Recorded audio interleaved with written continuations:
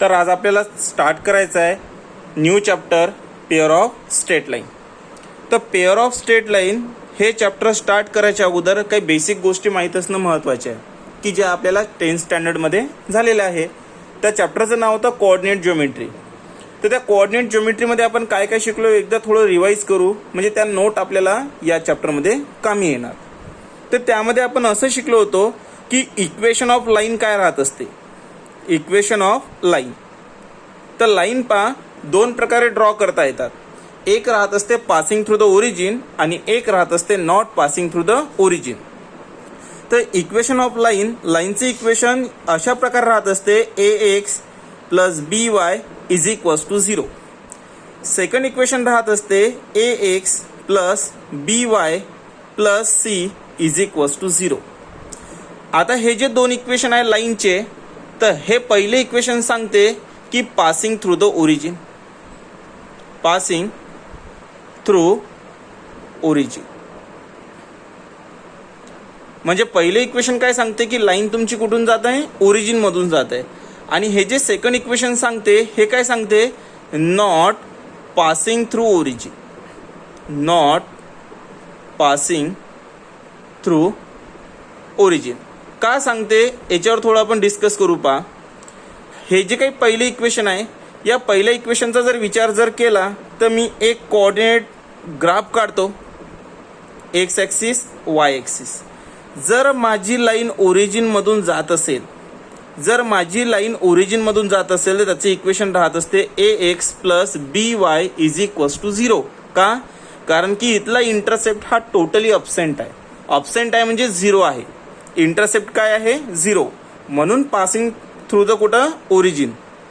आणि not passing through the origin काय सांगते हे झालं एक्स ॲक्सिस, हे झालं Y axis. Not passing through the origin म्हणजे ओरिजिन सोडून कुठून तरी माझी लाईन पास होत आहे. तर माझी लाईन इथून पास झाली. ठीक आहे. तर हे इक्वेशन झालं ax plus by plus c is equals to 0. म्हणजे यामध्ये काय झालं, हा जो c आहे ना, या c ला म्हणतात इंटरसेप्ट. आता हा c झाला intercept not passing through the origin. म्हणजे माझा c हा कुठे आहे, याची पोझिशन इथे आहे.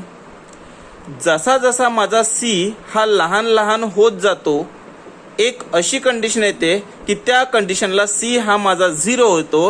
आणि ज्यावेळेस c हा 0 होणार त्यावेळेसच माझी लाईन हे ओरिजिन मधून जाणार. म्हणजे इथं c प्रेझेंट आहे, म्हणजे लाईन काय झाली, not passing through the origin. इथं c हा टोटली 0 आहे म्हणजे ऑब्सेंट आहे, म्हणजे ही लाईन काय झाली, पासिंग थ्रू द ओरिजिन. या गोष्टी आपण 10th स्टँडर्डमध्ये पाहिल्या होत्या. त्याच्यानंतर आणखीन काय पाहिलं होतं की स्लोप कसा काढायचा.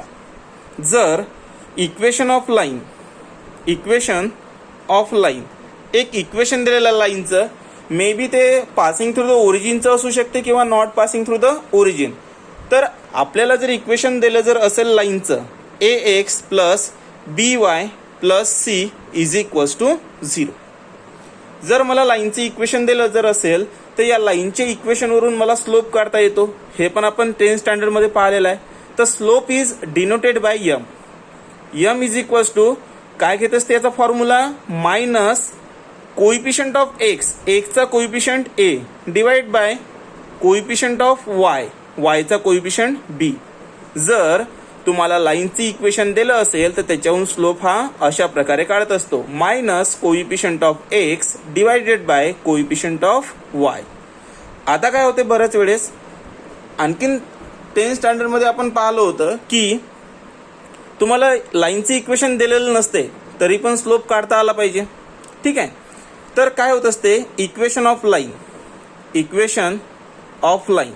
आता या लाईनचं इक्वेशन दिलेलं नाही आहे, पण या लाईननं काही प्रमाणात अँगल तयार केलं.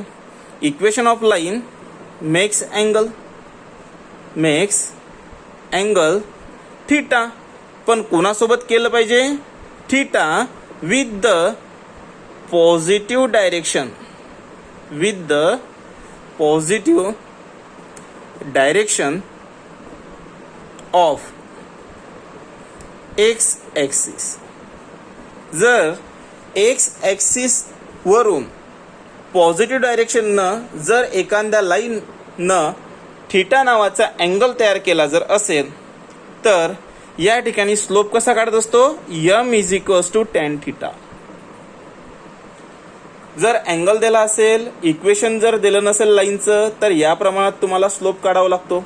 आणखीन एक गोष्ट पहा, m is equals to tan theta म्हणजे होत असते opposite divided by adjacent. Opposite divide by adjacent. जर एखाद्या लाईननं जर थिटा नावाचा अँगल तयार केला positive direction of X axis वरून, तर m is equals to tan theta राहत असते.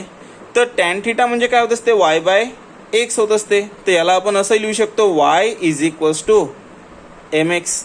y is equals to mx. ठीक आहे. त्याच्यानंतर आणखीन आपल्याला कशाचं काम पडणार आहे, slope point form. Slope point form 10व्या वर्गात झालेल्या हे सर्व गोष्टी. स्लोप पॉईंट फॉर्म कशाला म्हणतो आपण, जर एखादी लाईन एका पॉईंट मधून जात असेल आणि त्या लाईनचा स्लोप त्याच्याकडे प्रेझेंट असेल, त्याला म्हणतात slope point form.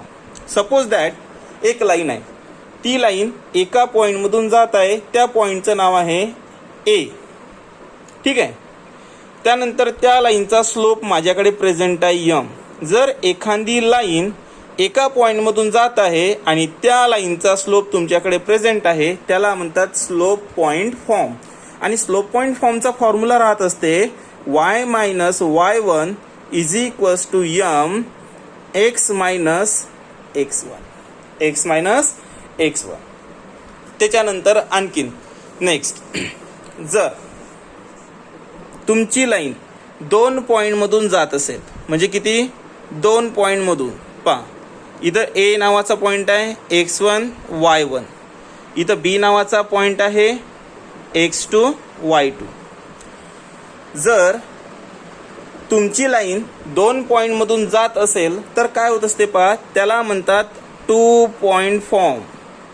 2 point form. यामध्ये स्लोप येणार नाही, कारण की लाईन फक्त 2 पॉईंट मधूनच जात आहे. तर या ठिकाणी येतात y minus y1 divided by x minus x1 is equals to y1 minus y2 divided by x1 minus x2. तर ह्या झाल्या सगळ्या तुमच्या 10th स्टँडर्ड मधल्या बेसिक गोष्टी. आणखीन काही गोष्टी आहेत ते पण पाहणार आहोत. पहा आता नेक्स्ट, जर काय शिकले होते आणखीन, जर 2 लाईन एकमेकांना पॅरलल जर असेल तर त्यांचे स्लोप कसे राहत असतात, आणि 2 लाईन एकमेकांना परपेंडिक्युलर जर असेल तर त्यांचे स्लोप कसे राहत असतात. पहा, आणि एक महत्त्वाची गोष्ट की एका लाईन जवळ स्वतःचा फक्त एकच स्लोप असतो. एका लाईन जवळ किती स्लोप असतात, एकच. If two lines are parallel, जर 2 लाईन एकमेकांना पॅरलल जर असेल, then their slope are equal. जर 2 लाईन एकमेकांना पॅरलल जर असेल तर त्यांचे स्लोप एकमेकांना इक्वल असतात. म्हणजेच m1 is equals to m2.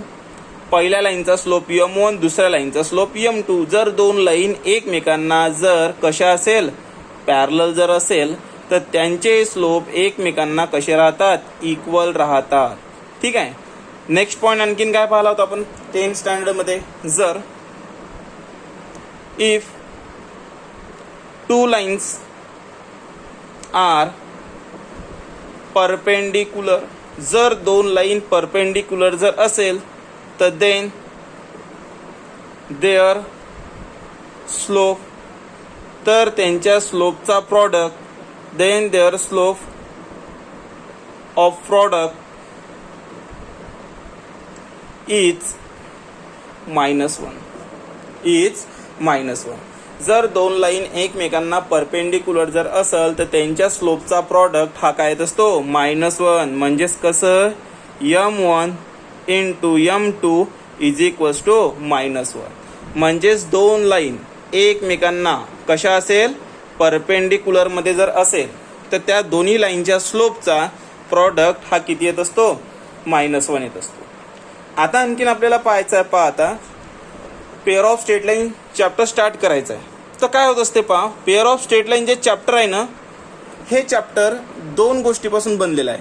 एक आहे की तुमच्या line passing through the origin आणि एक असतात not passing through the origin. तर समजा पासिंग थ्रू द ओरिजिनचं लाईनचं इक्वेशन कसं राहत असते, ax plus by is equals to 0 आणि नॉट पासिंग थ्रू द ओरिजिनचं इक्वेशन कसं राहत असते, ax plus by plus c is equals to 0. आता थोडं शॉर्टकट मी तुम्हाला एक्सप्लेन करून सांगतो. पहा आता, जर दोन लाईन मी पासिंग थ्रू द ओरिजिनची गोष्ट करत आहो. पहा आता, पासिंग थ्रू द ओरिजिनच्या दोन इक्वेशनला जर मला कंबाईन करायचं जर असेल, म्हणजे ही लाईन ओरिजिनमधून जात आहे आणि ही लाईन ओरिजिनमधून जात आहे. दोन्ही लाईन कुठून जात आहे, ओरिजिनमधून जात आहे. तर या दोन्ही लाईनला जर मला कंबाईन करायचं जर असेल, काय करायचं असेल, कंबाईन. तर कंबाईन, पहा, कंबाईन इक्वेशन. समजा ही लाईन आहे a1x plus b1y is equals to 0 आणि या दुसऱ्या लाईनचं नाव आहे a2x plus b2y is equals to 0. या दोन्ही लाईन कुठून जात आहे, ओरिजिन. ठीक आहे, दोन लाईन आहे म्हणून आपण याला असे नोटेशन दिले. तर या दोघांना जर तुम्हाला कंबाईन करायचं जर असेल, पहा आता जास्त डीपमध्ये घेणार नाही कारण की या गोष्टी एक्झाममध्ये विचारत नाही. डायरेक्ट आपण याचं कंबाईन इक्वेशन पाहू. कंबाईन इक्वेशन राहत असते, या दोघांना जेव्हा तुम्ही कंबाईन करता त्यावेळेस याचं कंबाईन इक्वेशन निघते ax square plus twice hxy plus by square is equals to 0. Homogeneous second degree equation passing through the origin. म्हणजे ज्यावेळेस दोन ओरिजिनच्या इक्वेशनला तुम्ही कंबाईन करता तर ते इक्वेशन या फॉर्ममध्ये येते. हा झाला general form passing through the ओरिजिनचा. ज्यावेळेस आता हे इक्वेशन आहे नॉट पासिंग थ्रू द ओरिजिनचं. असंच जर माझ्याकडे दोन लाईन आहे की ज्या दोन्ही line not passing through the origin आहे, म्हणजे एक लाईन अशी जात आहे आणि सपोज दुसरी लाईन अशी जात आहे, तर मला सांगा या दोन्ही line passing through the origin आहे का, नाही. ओरिजिन सोडून जात आहे. ओरिजिन हा झाला आपला, ओरिजिन हा झाला, ओरिजिन सोडून कुठून तरी जात आहे, म्हणजे नॉट पासिंग थ्रू द काय आहे, ओरिजिन आहे. तर सपोज याचं इक्वेशन असणार आहे a1x plus b1y plus c1 is equals to 0. Second काय येते, a2x plus b2y plus c2 is equals to 0. हे दोन इक्वेशन झाले नॉट पासिंग थ्रू द ओरिजिनचे. जर मी याला कंबाईन जर केलं, पहा आता ह्या गोष्टी एक्झाममध्ये येणार नाही आहे, तसे आपण दोन थेरम पाहणार आहोत. ते दोनच थेरम फक्त एक्झाममध्ये येत असतात, ते पण आपण नेक्स्ट व्हिडिओमध्ये पाहणारच आहोत. Combine equation. आता कंबाईन इक्वेशन काय येणार आहे यांचं, डायरेक्ट सांगतो. कंबाईन इक्वेशन राहत असते ax square plus twice hxy plus by square plus twice gx plus twice fy plus c is equals to 0. हे झालं तुमचं कंबाईन इक्वेशन. आता याच गोष्टीवर आपल्याला पेअर ऑफ स्ट्रेट लाईनचे काही क्वेश्चन सॉल्व्ह करायचे. ठीक आहे, पहा नेक्स्ट क्वेश्चन आहे यामध्ये, find the combine equations of the following pair of line passing through -1, 2 1 is parallel to x plus 3y minus 1 is equals to 0 and other is perpendicular to twice x minus 3y minus 1 is equals to 0. आता मला combine equation काढायचं आहे. कशाचं, खाली दिलेल्या दोन pair of लाईनचं. पण त्या दोन लाईन मला माहिती नाही आहे, पण त्या दोन लाईन एका पॉईंटमधून जात आहे. क्वेश्चन नीट पहा, मला कंबाईन इक्वेशन काढायचं आहे पेअर ऑफ लाईनचं, पण त्या दोन पेअर ऑफ लाईन मला माहिती नाही आहे. पण माहीत नसूनही त्या दोन लाईन एका पॉईंटमधून जात असतात आणि त्यामधली एक लाईन, दोन लाईन आहे त्यामधली एक लाईन हे पॅरलल आहे या इक्वेशन सोबत आणि दुसरी लाईन आहे परपेंडिक्युलर या इक्वेशन सोबत. पहा आपण एक लाईन समजून घेऊ या ठिकाणी. गिवन आता माझ्याकडे दोन लाईन आहे की ज्या दोन लाईनचं मला कंबाईन इक्वेशन काढायचं आहे, पण त्या दोन लाईन मला माहिती नाही आहे, पण त्या दोन लाईन या पॉईंटमधून जात आहे. म्हणजेच गिवन मध्ये सांगू शकतो की लेट L1 आणि L2 नावाच्या दोन लाईन आहे पण दिसून नाही लागल्या. L1 आणि L2 be the two line आणि हे दोन लाईन आहे. तर हे दोन लाईन कुठून तरी चालल्या पासिंग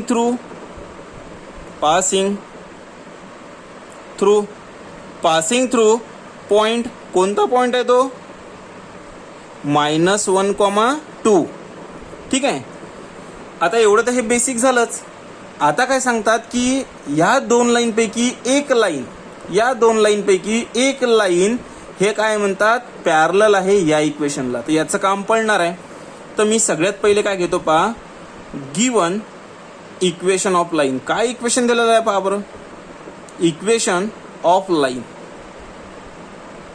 लाईनचं इक्वेशन दिलेलं आहे x + 3y. हे गिवन आहे आपल्याला. ठीक आहे. गिवन इक्वेशन ऑफ लाईन, हे लाईनचे इक्वेशन दिलेलं आहे. याच्यात इंटरसेप्ट आहे, लक्ष द्या. इंटरसेप्ट प्रेझेंट आहे म्हणजे not passing through the origin आहे. ठीक आहे. तर याचा स्लोप मला काढायचा आहे. तर याचा स्लोप m = काय येते? Minus sign. पहा नोटमध्ये सांगितलेलं आहे, जर लाईनचं इक्वेशन दिलेलं जर असेल तर स्लोप आपण काढू शकतो कसा, मायनस कोइफिशियंट ऑफ एक्स, चा कोइफिशियंट किती 1 divided by coefficient of Y किती आहे 3. तर या लाईनचा स्लोप हा आहे. ठीक आहे. पण काय सांगू शकतो की एक लाईन हे पॅरलल आहे या इक्वेशनला. म्हणजे एक लाईन म्हणजे कोणती? पहिलीवाली लाईन. म्हणजेच L1 is parallel to equation of line x + 3y - 1 = 0. पहिली लाईन पॅरलल आहे या इक्वेशनला असा क्वेश्चन सांगतो. मग आपण नोटमध्ये तेच लिहिलं की दोन लाईन जर एकमेकांना पॅरलल जर असेल तर त्यांचे स्लोप एकमेकांना काय असतात? इक्वल असतात. तर या लाईनचा स्लोप मला माहिती नाही आहे. तर मी असं कन्सिडर करतो की याचा स्लोप m1 आहे आणि इक्वल्स टू याचा स्लोप काय होता? m होता. की जो m काय देतो व्हॅल्यू? -1/3. ज्या लाईनचे कंबाईन इक्वेशन काढायचे होते त्याची इक्वेशन मला माहिती नाही आहे, पण त्या एका लाईनचा स्लोप मला मिळालेला आहे. सेम आता असंच घेऊ आपण. पहा काय सांगणार आता की गिवन इक्वेशन, आणखीन मला दुसरं दिलेलं आहे काहीतरी, गिवन इक्वेशन ऑफ अ लाईनचं एक इक्वेशन दिलेलं आहे दुसरं, ते आहे 2x - 3y - 1 = 0. आता पहा given equation of line 2x - 3y - 1 = 0 दिलेला आहे. तर याचा स्लोप कसा निघतो? m = पहा मी नोटमध्ये सांगितलेलं आहे, जर लाईनचं इक्वेशन दिलेलं जर असेल तर त्याच्याहून स्लोप काढू शकतो कसा, मायनस कोइफिशियंट ऑफ एक्स किती आहे आपल्याकडे, कोइफिशियंट ऑफ एक्स आहे 2 divide by coefficient of Y किती आहे -3. म्हणजे याचा अर्थ हे झालं 2/3. आता त्यानंतर पहा परत हे सांगतात क्वेश्चन की ऑदर इज परपेंडिक्युलर, म्हणजे दुसरी लाईन, सेकंड नंबरची लाईन काय आहे म्हणतात, परपेंडिक्युलर आहे कोणाला, या इक्वेशनला. म्हणजे दुसरी लाईन म्हणजे कोण, L2 नावाची लाईन. कोणती लाईन, L2 नावाची line. L2 is perpendicular to कोणाला, perpendicular equation of line 2x - 3y - 1 = 0. Same procedure करतो आपण याची. ठीक आहे. आता नेक्स्ट पहा, L2 हे परपेंडिक्युलर आहे या इक्वेशनला. म्हणजेच दोन लाईन एकमेकांना जर परपेंडिक्युलर जर असेल तर दोन्ही स्लोपचा प्रॉडक्ट हा -1 राहतो. हे नोटमध्ये घेतलेला आहे.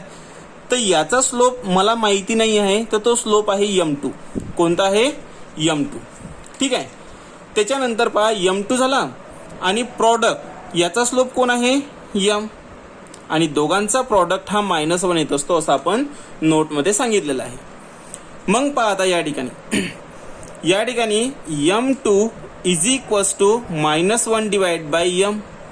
इज इक्वल्स टू म्हणजे मल्टिप्लिकेशन जी डिवाइडमध्ये आले हे -1 डिवाइड बाय यम किती आहे आपल्याकडे यम आहे 2/3 किती आहे यम 2/3 अगेन हे कुठे जाणार आहे वर म्हणजेच m2 इज इक्वल्स टू काय ते -3/2 -3/2 आता पहा परत क्वेश्चन पहा काय सांगतात कंबाईन इक्वेशन काढायचं आपल्याला कशाचं 2 लाईनचं पण त्या 2 लाईन दिलेल्या आहे का नाही पण त्या दोन्ही लाईनचे स्लोप आताच आपल्याला भेटलेले आहे एक स्लोप भेटला -1/3 आणि दुसरा स्लोप भेटला -3/2 मग मी इथं काय सांगणार पहा आता सगळ्यात पहिले की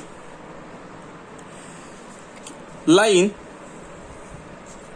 L1 लाईन कोणती आहे L1 passing through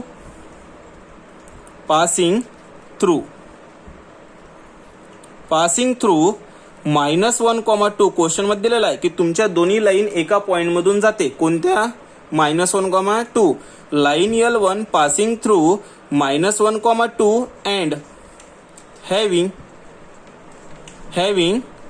direction ratio having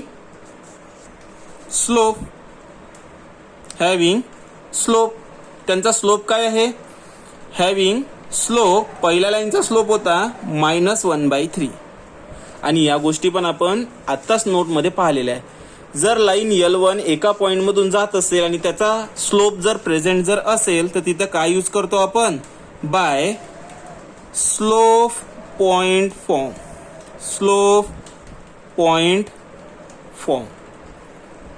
काय सांगते स्लोप पॉइंट फॉर्म सांगतात जर y minus y1 is equals to m x minus x1 ठीक आहे तर लाईन L1 आहे त्याचा स्लोप m1 होता आपला याला म्हणतात स्लोप पॉइंट फॉर्म हे पण आपण नोटमध्ये लिहून घेतलेलंच आहे तर यामध्ये काय होतात पहा आता हा झाला y मायनस x1 y1 हे होते तर y1 किती आहे पहा बरं y1 आहे आपल्याकडे 2 इज इक्वल्स टू m1 किती होता स्लोप होता म्हणजेच -1/3 हा झाला x मायनस x1 किती आहे -1 मायनस +1 झालं 3 कुठे आहे डिवाइड मध्ये इकडे आले तर multiply 3 bracket of y -2 is equals to -1 bracket of x plus 1 करायला multiply 3y -6 is equals to -x -1 तर याचं इक्वेशन काय तयार होते ते पाहता याचं इक्वेशन पाहता 3y -6 is equals to -x -1 हे सर्व या साईडला घेऊन या म्हणजे येतात x plus 3y -6 plus 1 is equals to 0 हे येतात x plus 3y -5 is equals to 0 हे झालं पहिल्या लाईनची equation we get equation number first हे झालं इक्वेशन नंबर फर्स्ट ठीक आहे आता आपल्याला असंच दुसरं इक्वेशन काढायचं आहे लाईनचं पहा सेकंड इक्वेशन काढायचं आहे आपल्याला म्हणजेच लाईन L2 सेकंड लाईन पण आपली एकाच पॉइंट मधून जात आहे line L2 passing through point कोणता आहे क्वेश्चन मध्ये पहा -1,2 अँड हॅव्हिंग स्लोप त्याचा स्लोप काय आहे चेक करा सेकंड लाईनचा स्लोप -3/2 आहे ठीक आहे आता इथं पण तेच कंडिशन आहे पहा एक लाईन एका पॉइंट मधून जातो आणि त्या लाईनचा स्लोप आपल्याकडे आहे जर एक लाईन एका पॉइंट मधून जात असेल आणि त्याचा स्लोप जर आपल्याकडे जर असेल तर आपण काय यूज करत असतो बाय स्लोप पॉइंट फॉर्म नोटमध्ये आहे असं स्लोप पॉइंट फॉर्म काय सांगते y minus y1 is equals to m x minus x1 सांगते असं हा जो पॉइंट आहे याला म्हणा x1 y1 अगोदरच्या इक्वेशनसाठी म्हटलं होतं आपण. आता सेकंड लाईनचा स्लोप काढायचा आहे, स्लोप दिलेला आहे, तर याला म्हणतो M2 कारण की सेकंड नंबरची लाईन आहे. y मायनस y1 किती आहे 2 आहे इज इक्वल्स टू M2 किती आहे -3/2. इथं आहे x मायनस x1 किती आहे x1 आहे -1. हे -1 आणि हे मायनस झाले प्लस. परत हे या साईडला घेऊन या, डिवाइडचे कुठे येतात multiply 2 bracket of y minus 2 is equals to -3 x plus किती आले हे 1 आले. आणखीन समोर पाहता काय येतात हे twice y -4 is equals to -3x आणि -3 झाले. परत हे सर्व या साईडला घेऊन या, म्हणजे येतात हा 3x plus 2y -4 plus 3 is equals to 0 येतात. परत सेकंड इक्वेशन कसं तयार होते पहा, 3x plus 2y -1 is equals to 0. We get equation number second. आता या ठिकाणी दोन इक्वेशन मिळालेले आहे, फर्स्ट आणि सेकंड.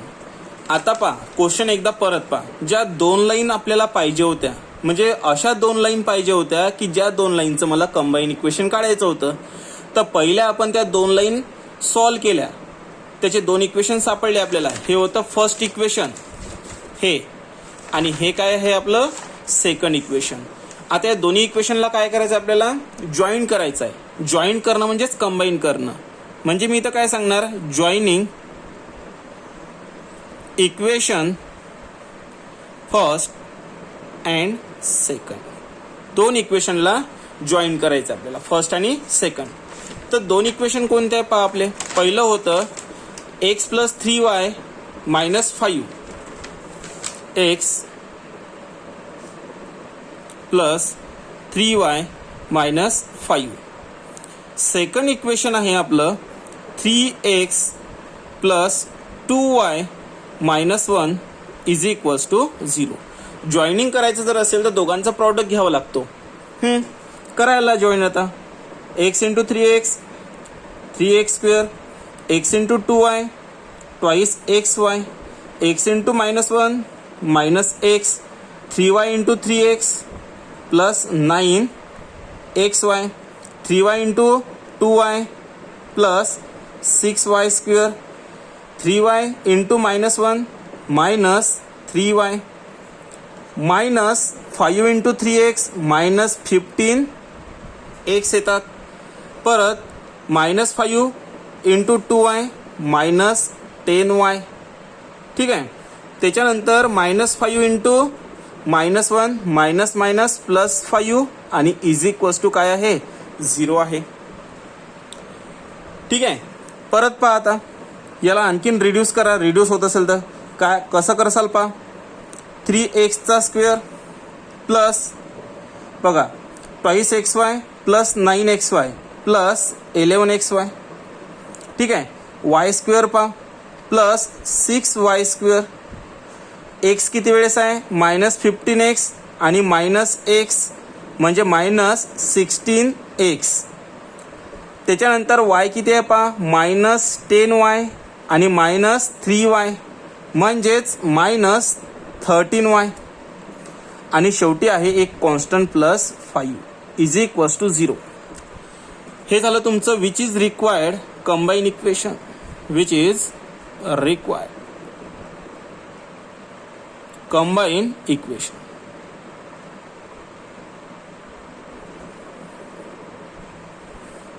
ठीक आहे. हे झालं तुमचं कंबाईन इक्वेशन. आता हे कंबाईन इक्वेशन काय सांगते की not passing through the origin सांगते. कारण की नॉट पासिंग थ्रू द ओरिजिनचं इक्वेशन काय राहत असते, ax square plus twice hxy plus by square plus twice gx plus twice fy plus c. का, कारण की तुमचे जे कंबाईन इक्वेशन होत्या ना, त्या कंबाईन इक्वेशनच्या दोन लाईन हे एका पॉईंटमधून जात होत्या आणि हा point passing through the origin नाही आहे. काय आहे हा, not passing through the origin. असेच क्वेश्चन आपण समोरच्या व्हिडिओमध्ये पाहणार आहोत.